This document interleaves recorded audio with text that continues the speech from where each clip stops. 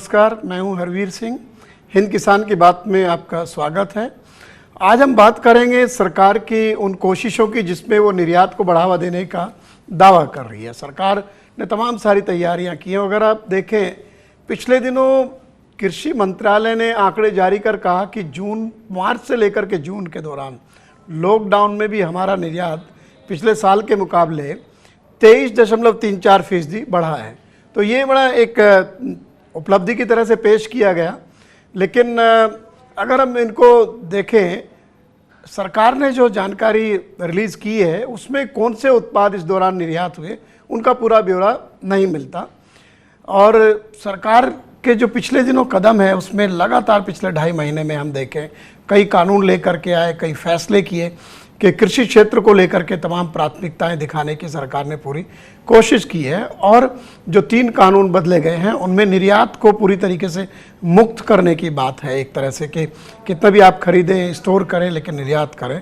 इसके लिए आवश्यक वस्तु अधिनियम से तमाम सारे उत्पादों को बाहर कर दिया गया, या जो किसानों के साथ सीधी खरीद का जो कानून लाया गया है, जो मंडी के बाहर का, उसमें भी सुविधा दी गई है। तो ये तमाम सारे ऐसी स्थितियां हैं। लेकिन एक बात समझ में नहीं आती कि सरकार ने जिस अवधि के दौरान निर्यात में 23.34% बढ़ोतरी का दावा किया है कृषि उत्पादों की, उसी दौरान में किसानों को अपनी उपज के दाम में भारी गिरावट का सामना करना पड़ा।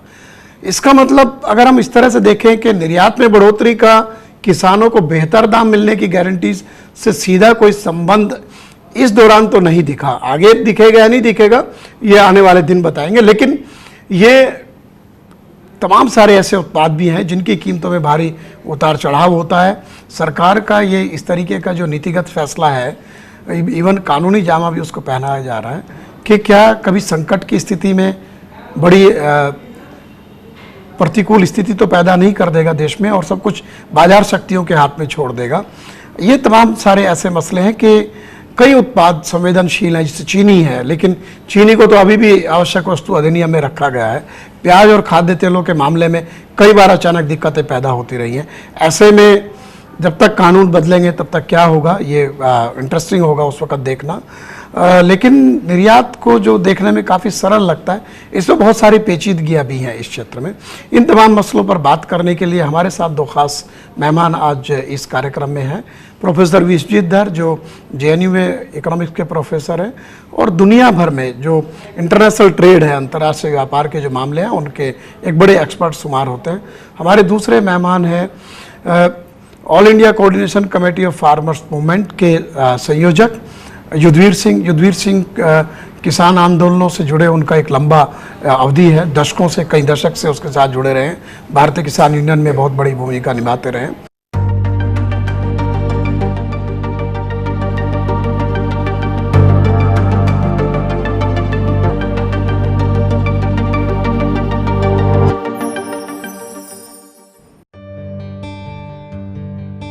लॉकडाउन में किसानों को हुए नुकसान की खबरों के बीच सरकार का कहना है कि मार्च जून के बीच कृषि निर्यात 23% से बढ़कर 25,553 करोड़ हो गया। भारत का कृषि निर्यात साल 2017-18 में 9.4% से बढ़कर 2018-19 में 9.9% हो गया।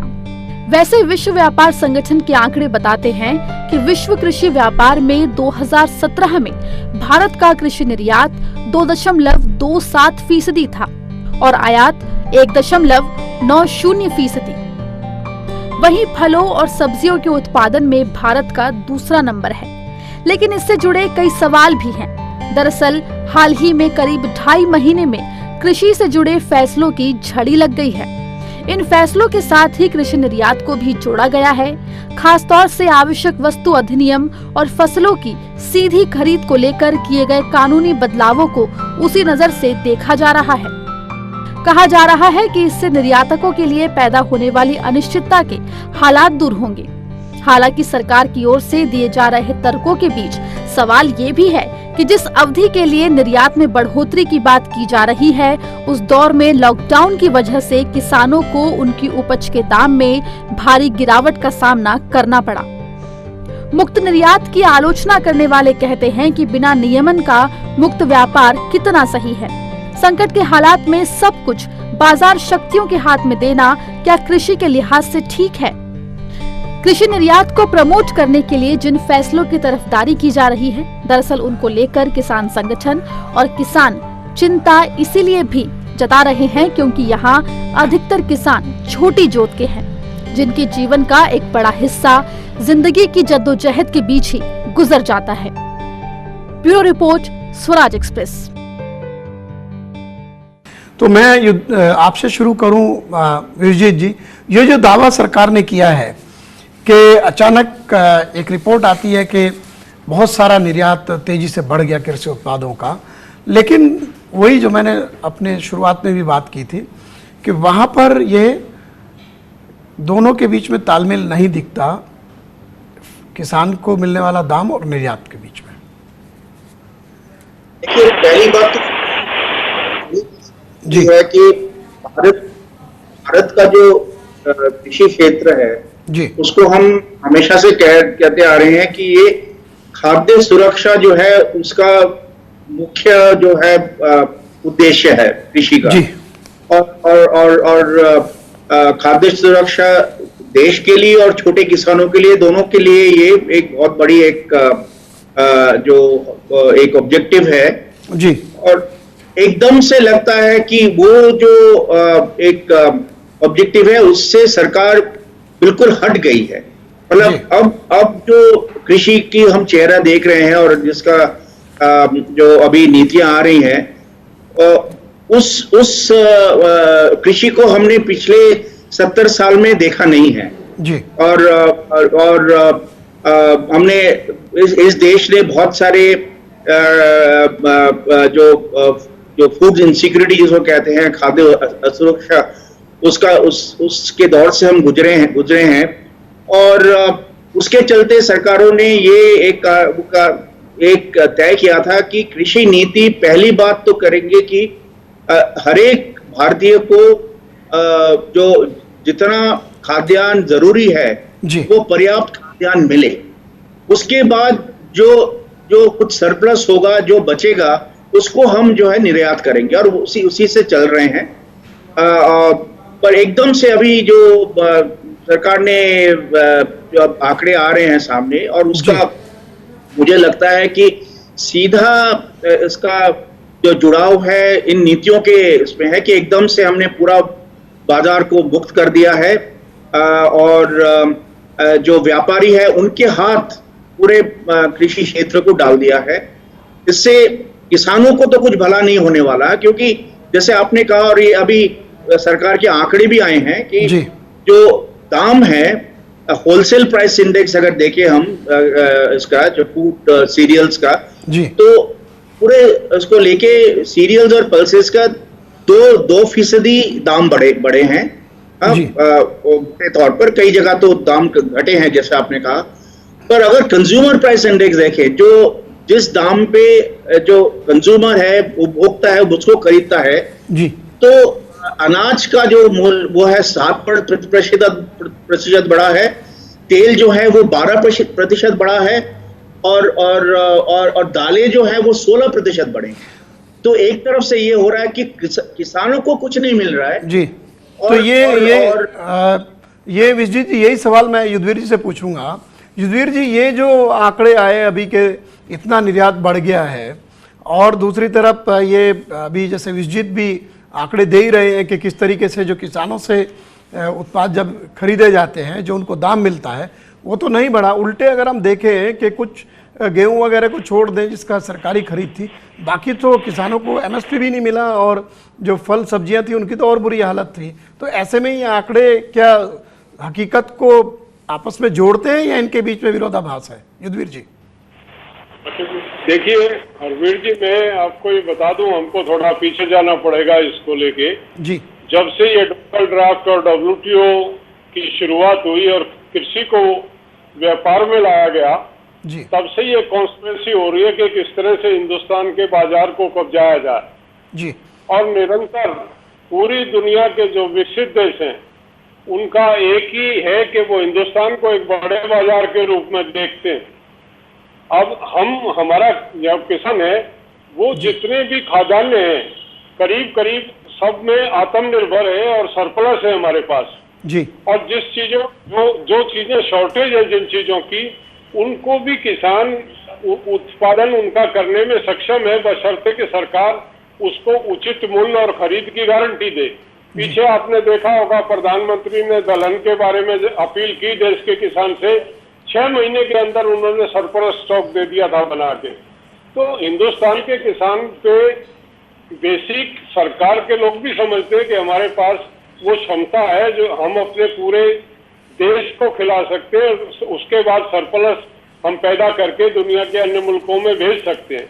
लेकिन बार बार जो नीतियां आ रही हैं और जिस तरह से अभी जो डेवलपमेंट है कोरोना में, जो 3 ऑर्डिनेंस लाए गए हैं, तीनों ऑर्डिनेंस ऐसे हैं जो किसानों को बर्बाद करने का दस्तावेज है। क्या आवश्यकता थी? और सरकार की मंशा को दर्शाते हैं कि इस कोरोना काल में इन ऑर्डिनेंस को लाके कहीं ना कहीं सरकार की नीयत ठीक नहीं है, सरकार किसान को बर्बाद करना चाहती है। क्वांटिटी रिस्ट्रिक्शन हटा जी, लेकिन ये जो आंकड़े, मैं एक बार फिर आपसे इसी के बीच में टोकता हूं कि जब सरकार ने कहा कि निर्यात इतना बढ़ गया, 23-24% बढ़ गया, तो निर्यात किसके लिए बढ़ा, किसको पैसा मिला, किसान को मिला या दाम नहीं? इस बीच किसान का मैं आपको बताऊं, आज किसान निरंतर जो एमएसपी जिसको कहते हैं, न्यूनतम समर्थन मूल्य, वो कॉस्ट नहीं है जी, न्यूनतम समर्थन मूल्य लेने के लिए तरसता है इस देश का किसान। लाभकारी मूल्य की तो देश में अब तक बात ही नहीं हुई है। न्यूनतम के लिए किसान धक्के खाता है, किसान दरबदर है। किसान 3.5 लाख से ऊपर किसान ने आत्महत्याएं की है इस 20 साल के अरसे में। ये अपने आप में इस बात का सबूत और गवाह है कि किसान की स्थिति क्या है। अगर निर्यात बढ़ता, खेती फायदे का सौदा होती, तो ये 3.5 लाख किसानों से हाथ नहीं धोना पड़ता हमको। प्रतिदिन आज जो आत्महत्याएं हो रही हैं, क्यों हो रही है आत्महत्याएं? कि उसको उसकी लागत का मूल्य नहीं मिल रहा। मैं आपको बताऊं, मक्का का बफर स्टॉक होने के बावजूद मक्का बाहर से लाई गई और हिंदुस्तान के जो बाजार को बिल्कुल पूरी तरह से खत्म कर दिया गया। मक्का अब आने वाली है। जो दुर्दशा मक्का के किसान की अभी होने वाली है, आप देखेंगे, हम बताएंगे देश में कि क्या ये करना चाह रहे हैं। अभी अमेरिका ट्रीटी करने के लिए जी, विजय जी मैं आता हूँ, उस विषय पे आऊँगा। विजय जी, ये जो कानून में तीनों हैं, जो 3 अभी सरकार ने अध्यादेश लाए हैं, ये क्या इनेबल करते हैं एक्सपोर्ट को प्रमोट करने की स्थिति बनेगी उससे? क्योंकि एक्सपोर्ट को प्रमोट करने के लिए आपके जो घरेलू नियम कायदे हैं, उनका एक अपनी भूमिका होती है और वैश्विक परिस्थिति क्या होगी वो अलग होती है। तो ऐसी परिस्थिति में आपका एज एन एक्सपर्ट, आपको लगता है कि ये एग्रीकल्चर एक्सपोर्ट को प्रमोट कर पाएंगे अभी जो कदम उठाए गए हैं?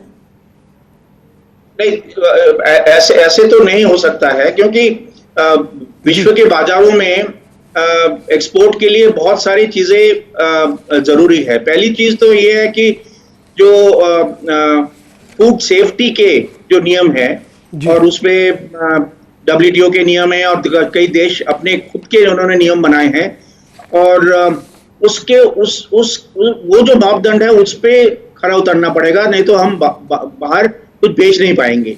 और तो ये सब चीजें ध्यान रखनी पड़ेंगी। और दाम भी जो है, हमारे जो किसानों को जो दाम मिल रहा है, जो युद्धवीर सिंह जी ने बताया कि हमारे किसानों को तो दाम मिलता नहीं है। और जो बाहर के बाजार हैं वहां पर यूरोप और अमेरिका भारी सब्सिडी देके वो अपने जो है सामान बेचते हैं। तो एक तरफ से ये है कि किसान जो है वो दबा है, और अगर जो व्यापारी है वो निर्यात करना चाहते हैं और उन दामों के साथ compete करना चाहते हैं, उसके साथ उस प्रतिस्पर्धा के साथ जी, तो ये होगा कि किसानों को और भी कम देंगे, क्योंकि किसान तो वैसे ही पिसा हुआ है। और अगर निर्यात के लिए अगर खरीदे किसानों से, तो किसानों को और भी कम दाम मिलेगा।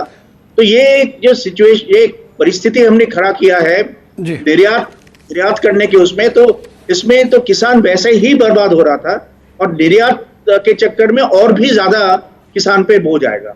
युद्धवीर जी, ये जब हम देखते हैं कि जो देश में जब ज़्यादा उत्पादन होता है खाद्यान्नों का, तो उसको लेकर के सरकार अपना स्टॉक जब बढ़ जाता है उसमें से निर्यात करने लगते हैं हम लोग। अदरवाइज दुनिया में हम लोग गेहूं का उत्पादन करने वाले देशों में काफ़ी आगे हैं, लेकिन जब निर्यात की बात आती है तो हम लोग बहुत पीछे आ जाते हैं। उसमें 34वां स्थान हमारा है, क्योंकि उसमें कोई कंटिन्यूटी तो है नहीं। एक बार हम एक्सपोर्ट करते हैं फिर हम बैन कर देते हैं। इसी तरीके से हम लोग कहते हैं कि फल सब्जी में हम लोग दुनिया के दूसरे तीसरे सबसे बड़े उत्पादक हैं, लेकिन जब एक्सपोर्ट की बात आती है तो हम लोग 14वें 15वें स्थान पे होते हैं। और इसमें भी जो ओवरऑल जब एक्सपोर्ट जब बढ़ता है एग्रीकल्चर का, तो उसमें फूड ग्रेन की स्थिति उसको ज़्यादा आंका जाता है। और ख़ास तौर से जैसे अभी एक्सपोर्ट बढ़ रहा है तो उसमें चीनी का काफ़ी निर्यात हुआ है, इस बार रिकॉर्ड एक्सपोर्ट होने वाला है चीनी का। उसमें हालांकि सरकार ने इंसेंटिव दिया है।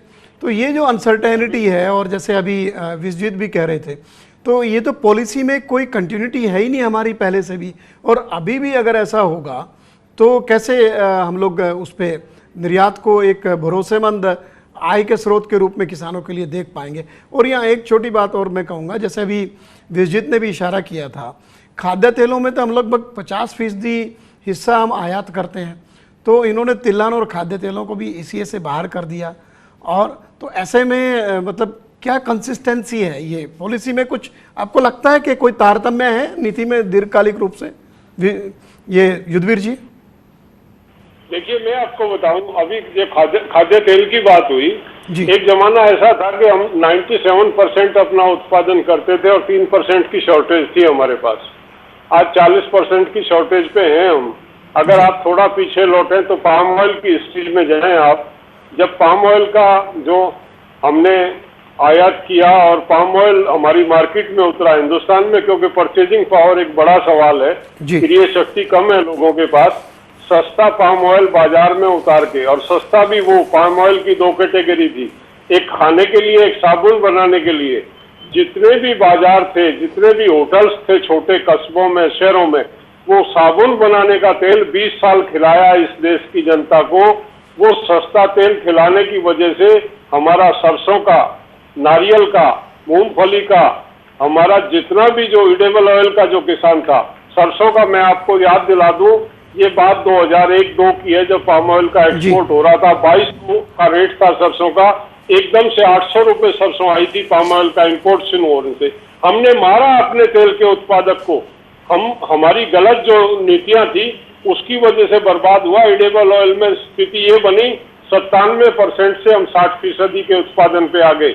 आज किसान को एश्योर्ड कर दो उसकी कीमत पे, 1 साल नहीं लगाता हिंदुस्तान का किसान सरप्लस पैदा करने में, 1 साल नहीं लगाता। ये सरकार एश्योरेंस दे दे कि उसका उत्पादन को उचित मूल्य पे खरीदा जाएगा। ये एक बहुत बड़ा खेल, एक कॉन्स्पिरेसी है। मैं आपको बताऊं, एग्रीकल्चर मिनिस्ट्री और एक्सपोर्ट जो कॉमर्स मिनिस्ट्री है, जो इंपोर्ट एक्सपोर्ट को देखती है, कोई तालमेल नहीं है। हमारा गेहूं, हम सबसे पहले गेहूं लेके आते हैं, ईस्ट में गेहूं नहीं होता, हिंदुस्तान और पाकिस्तान और हिंदुस्तान से गेहूं का उत्पादन शुरू होता। दुनिया भर के जो गेहूं के उत्पादक देश है वो हमसे पीछे मार्केट में आते हैं।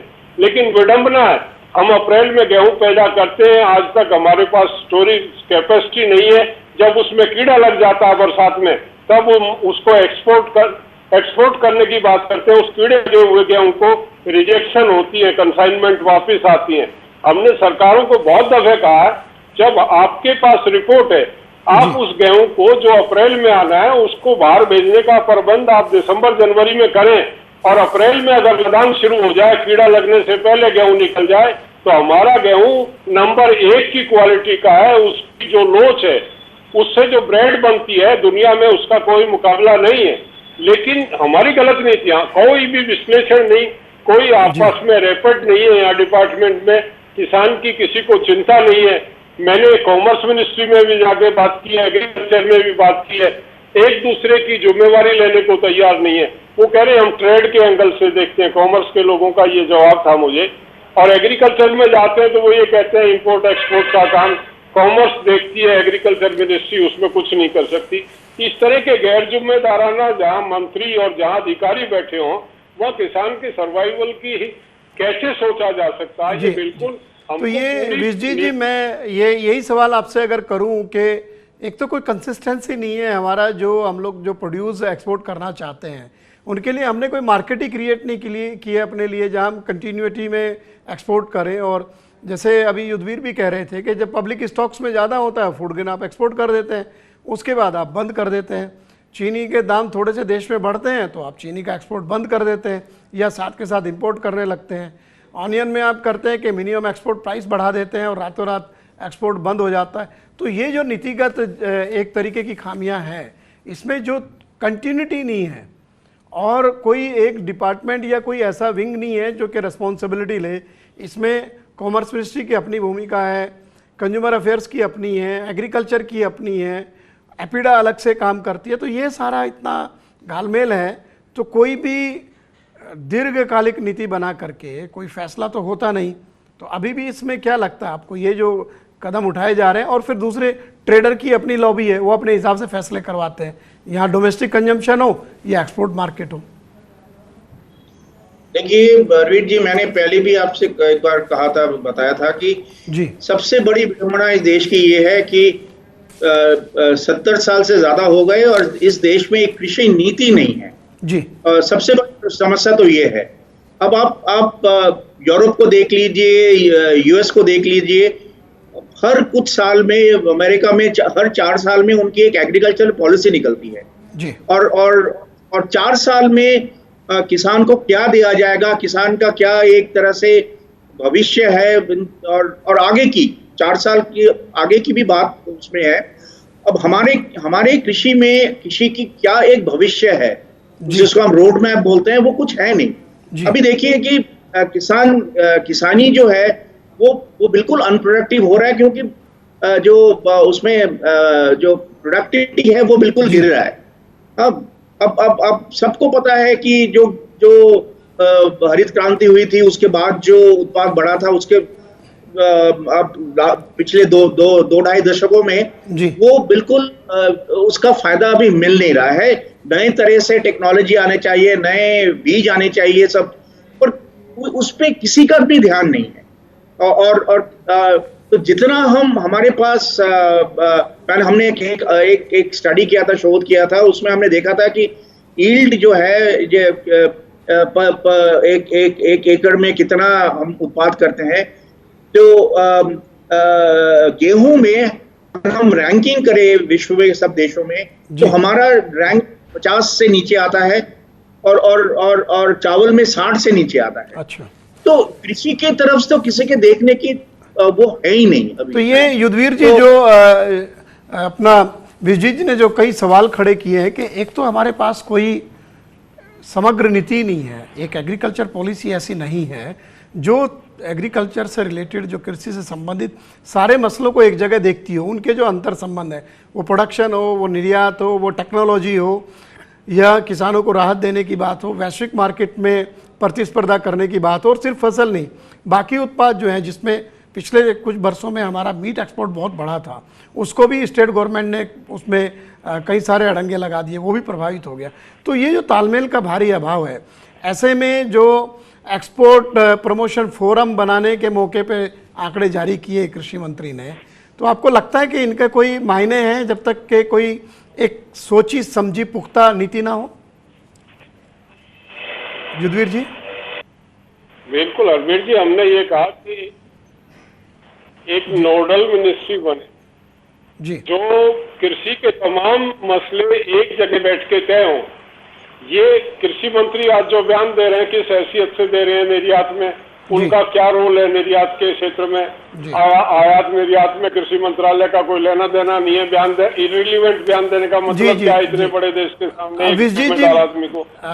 युद्धवीर जी, थोड़ा समय की कमी है। विजय जी, एक कमेंट मैं आपसे चाहूंगा कि एक मसला हमारा होता है, हमारा जो इंफ्रास्ट्रक्चर है, ये शिपिंग का, पोर्ट्स का, खासतौर से कमोडिटी एक्सपोर्ट्स में, क्योंकि बहुत बल्क एक्सपोर्ट्स होते हैं, क्या हम लोग तैयार हैं उस सब के लिए? जो अंतर्राष्ट्रीय दूसरी जगहों पे परिस्थितियाँ हमसे बहुत बेहतर है और ये हमारी कॉस्ट ही ज़्यादा कर देता है। और ओवरऑल इस पूरे मसले को आप एग्रीकल्चर एक्सपोर्ट के नज़रिए से किस तरह आंकते हैं? एक आखिरी आपका कमेंट चाहूँगा, छोटा सा। देखिए, हम करीब 25 साल से, मुझे पूछा आपने अरविंद जी? हाँ जी विजित। 25 साल से हम ये सुन रहे हैं कि जो पोर्ट मॉडर्नाइजेशन की बात 25 साल से सुन रहे हैं जी, और पोर्ट मॉडर्नाइजेशन कुछ हुआ नहीं है जी। तो दूसरे देशों में अगर हम देखें कि एक जहाज आके उसको खाली करके फिर दोबारा लोड करने में कुछ घंटे लगते हैं, हमारे देश में कुछ दिन लगते हैं। तो ये जो है ना, ये जो इससे कॉस्ट एस्केलेशन होता है, बढ़ जाती है। तो मैं एक्चुअली समय का अभाव है, इसी पॉइंट पे अपने दोनों मेहमानों का शुक्रिया अदा करूंगा। आप लोग हमारे साथ हिंद किसान की बात में इस महत्वपूर्ण मसले पर जुड़े, और मेरे ख्याल से ये एक काफ़ी पेचीदा मसला है। हालांकि सरकार दावे करती रहती है जब भी थोड़ा बहुत आंकड़ों में बदलाव आता है तो, लेकिन हकीकत कुछ और है। हमारे मेहमानों ने कृषि निर्यात से संबंधित नीतियां, सरकार के फैसले और परिस्थितियों के ऊपर विस्तार से बातचीत की। आप जुड़े रहिए हमारे साथ स्वराज एक्सप्रेस पर। हिंद किसान की बात में फिर एक नए मसले पर आपके साथ आएंगे। नमस्कार।